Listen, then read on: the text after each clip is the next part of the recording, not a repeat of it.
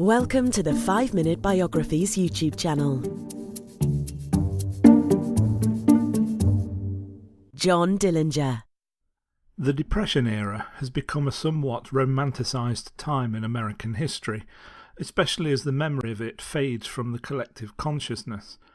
It was a time when people used to think that outlaws still had a certain amount of nobility or chivalry about them, and during this period there was no outlaw who was more famous to the people and reviled by the federal agents than John Dillinger.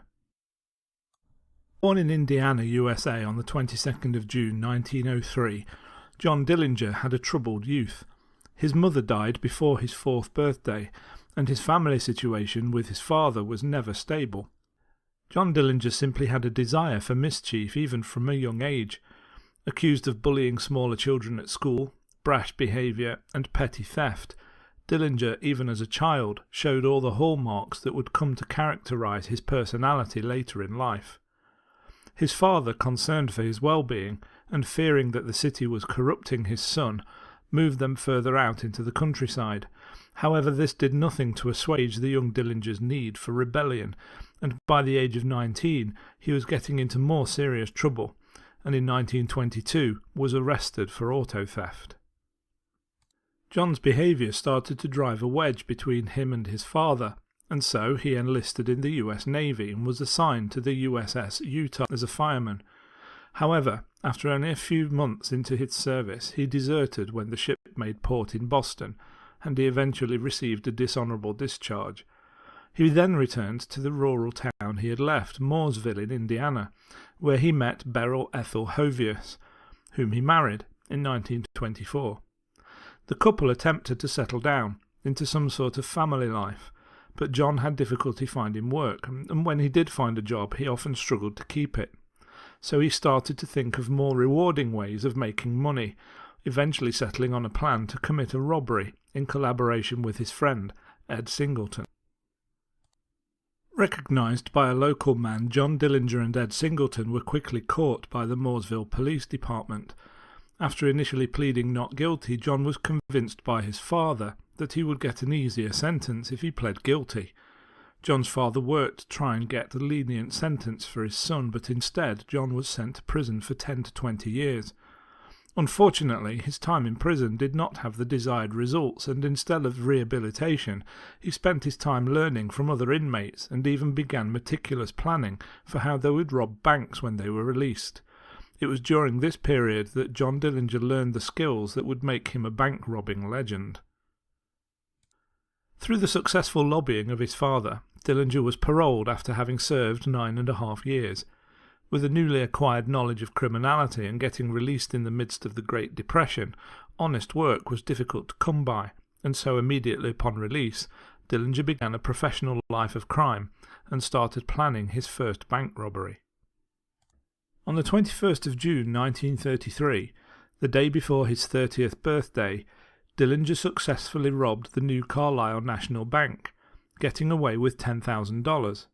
After robbing another bank in Ohio, Dillinger was swiftly caught by the police, who took him into custody and sent him to the Allen County Jail. Before he entered the jail, he was searched, and to their astonishment the police found him to be in possession of documents that seemed to point towards an escape plan, but when he was quizzed about them, he wouldn't let on what they were. With the help of friends from his previous time in jail, who were adept at impersonating police officers, Dillinger did indeed break out of prison, and immediately formed his first professional bank robbery gang. From 1933 through 34, John Dillinger and his gang are known to have robbed at least 12 different banks. The life of Dillinger from this point proceeded at a breakneck pace.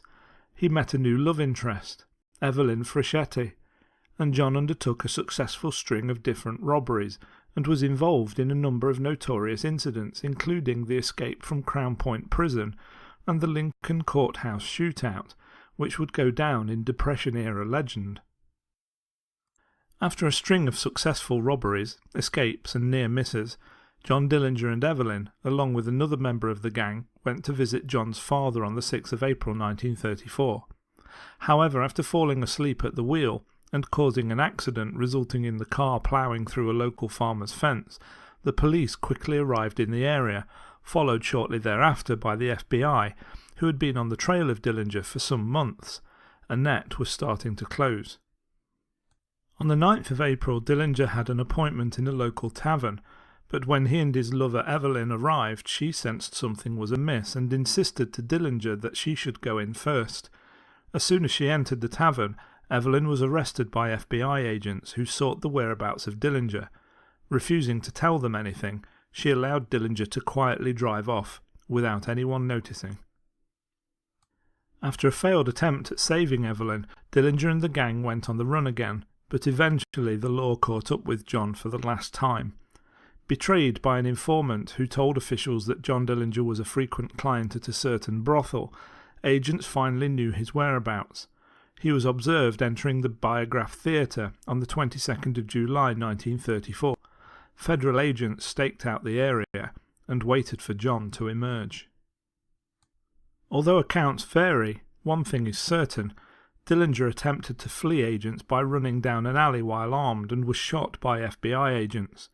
John Dillinger was 31 years old at the time of his death, which happened only a few months after the deaths of Bonnie and Clyde.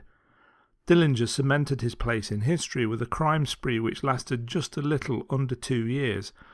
Although he lived for only a brief time, Dillinger will always be remembered in American folklore as one of the greatest bank robbers of all time. I hope you enjoyed that episode of 5 Minute Biographies. If you did, please hit the thumbs up and don't forget to subscribe for plenty more biographies to come.